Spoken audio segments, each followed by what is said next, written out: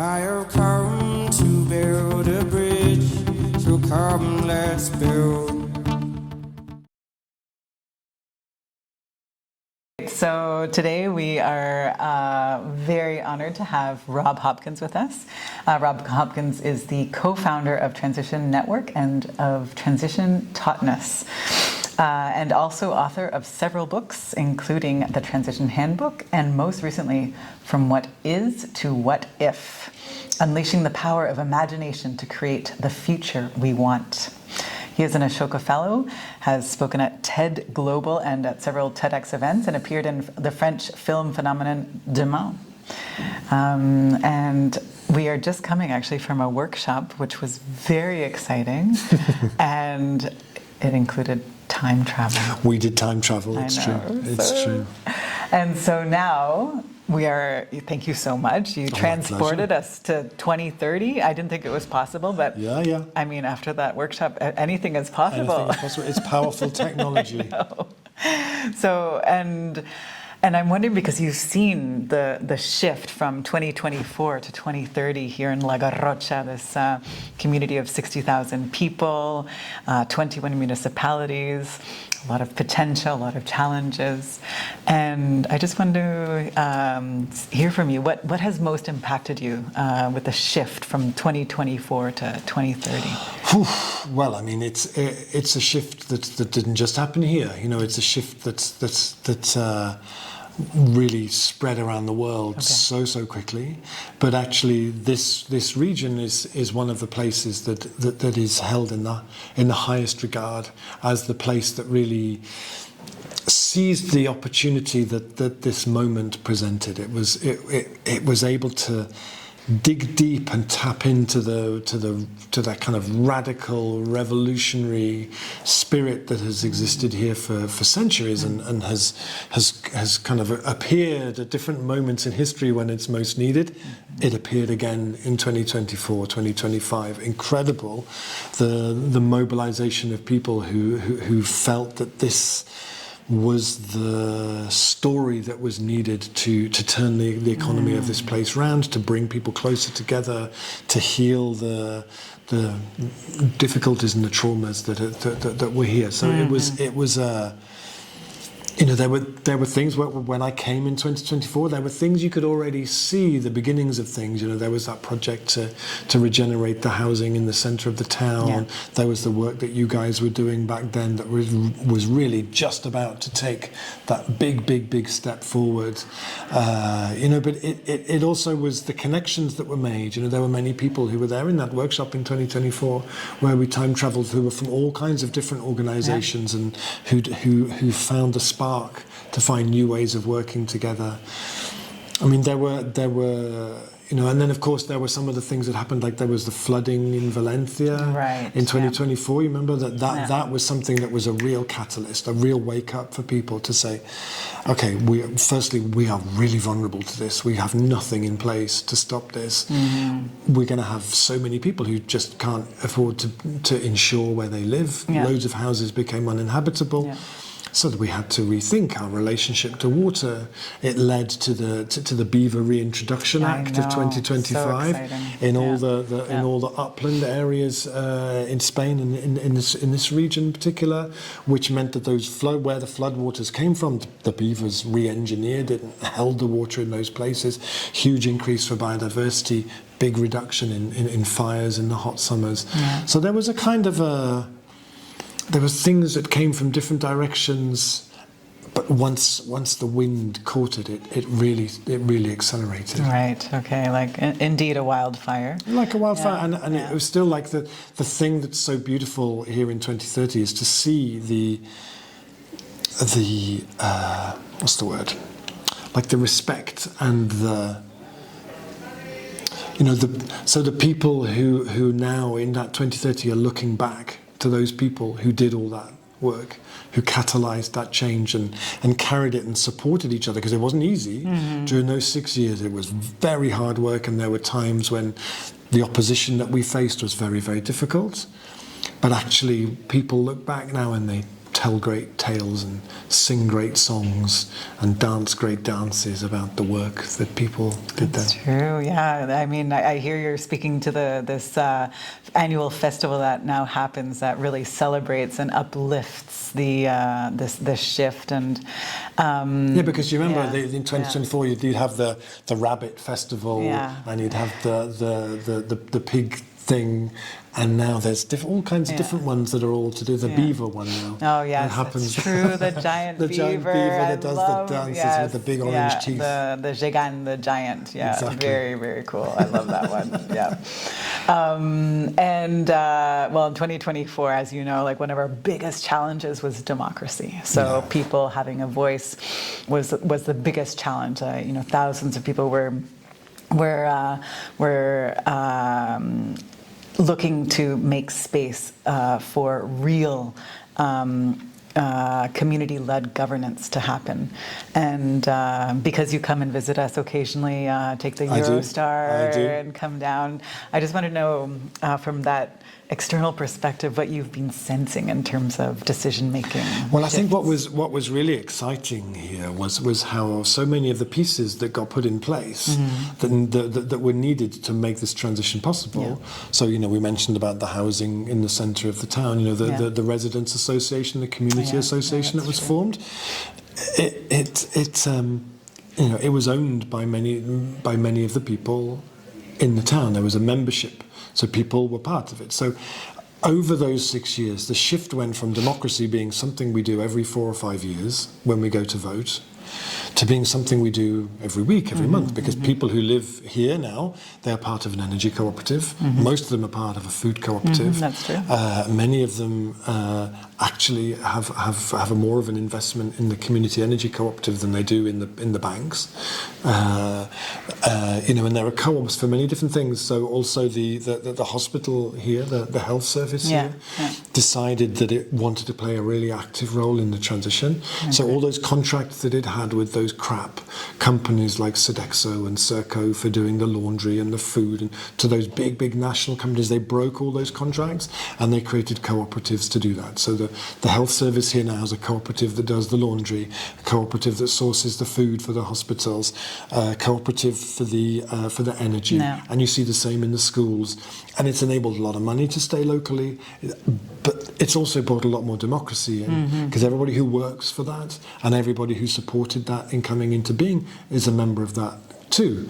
So and also many of the things that were run by the government, like the train network, became cooperatives in the Cooperatives Act of 2027, where the government shifted many of the assets that it owned in national ownership into cooperatives in order to spread the benefits and to bring more local input. No, that was so now it's like everybody.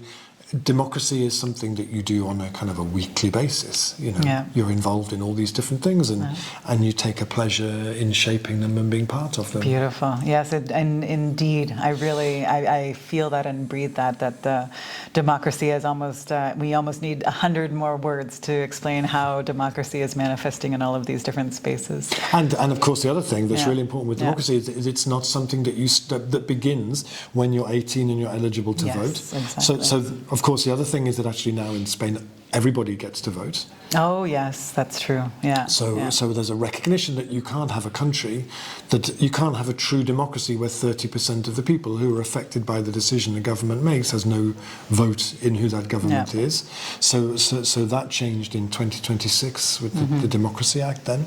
But also democracy is now something that is learned at school.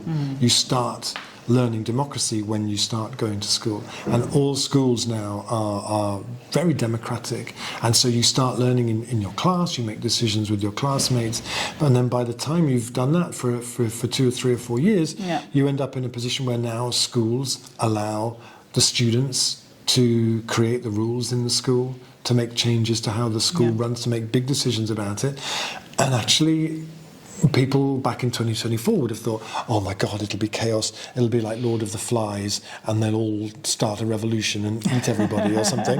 Actually, the thing was, they had to learn how to do it. They had to learn that they weren't just making proposals to support their own interest, that it should be like me day every Thursday and everyone should have my face on their T-shirt or something. It was like, if I'm making a decision, I'm making it on behalf of the well-being of the community. So by the time kids are leaving school at 18, it's like a muscle that they know how to do it. They feel confident. They can make a proposal. They can listen to others. Kids learn deep listening in school. We learn democracy as a daily practice. So when we come out into the world at 18, it's something that we're very familiar with. Yeah, no, you say that, I'm thinking of Omaima. I don't know if you remember her. She was a young participant in the training, and now she's 22, and she's the town councillor for youth. Yeah. So that's a perfect example of someone who's gone through exactly a democratizing system. And of course, there's all those amazing, particularly young women who came through Fridays for Future, who then came into the training programs that you guys were doing back then, and who are now off working in all kinds of extraordinary regional positions. They're like the feminization of politics that happened over that time was just one of the most wonderful parts of it. Very, very exciting, and along with that, like intersectional perspective that you're bringing. One of the biggest challenges, as you said, was this 30% of our community is of migrant origin and racialized, and we didn't have an opportunity to vote ever, and now we do have a voice in all of the decisions that are happening at the community level.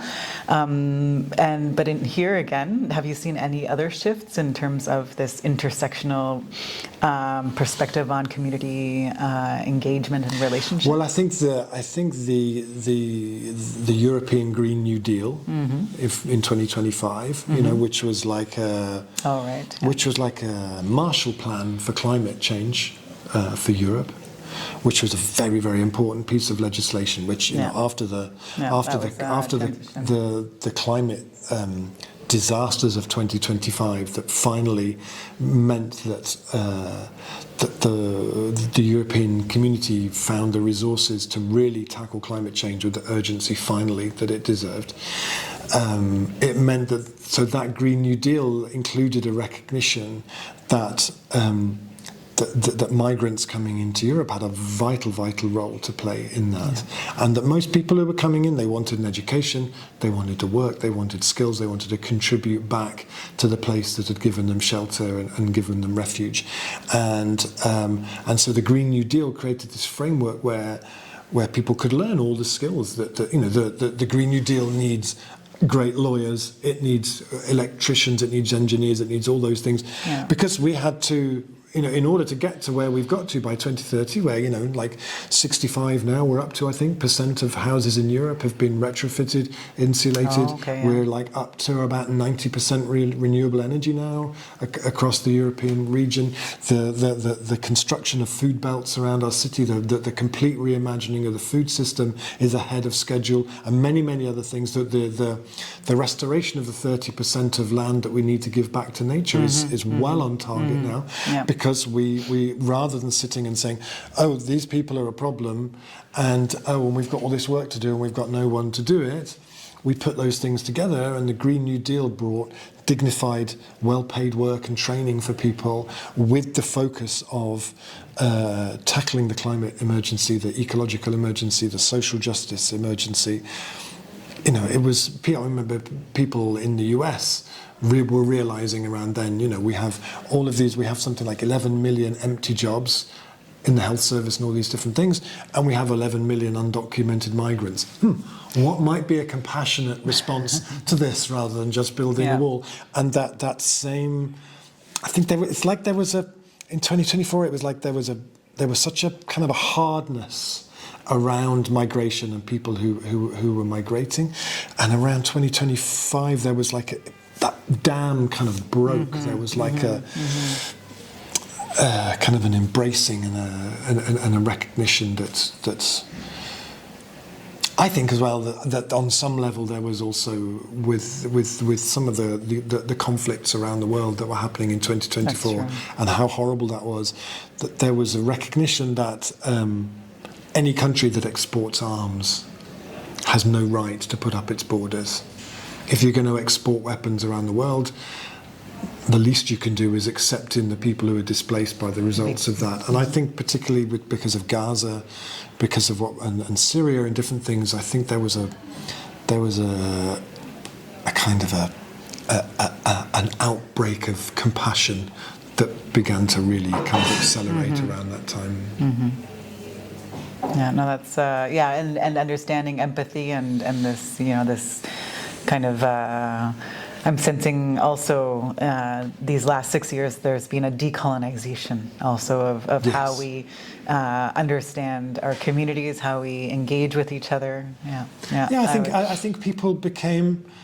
It's like if you go to a party and everybody's sort of at the beginning you don't know anybody and you're a bit nervous and you're a bit shy and everyone's just staying in their own corner of the party with the people that they already know. And then after an hour or so the music comes on, everyone's kind of curious about each other. I think the curiosity got the better of us after a while. Yeah, I would agree. Yeah.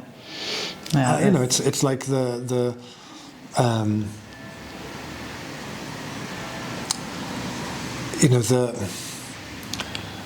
cultures that we have, in this part of the world, so much of the culture and the architecture and the design is influenced by Islamic stuff and Moroccan art and all this. And actually, I think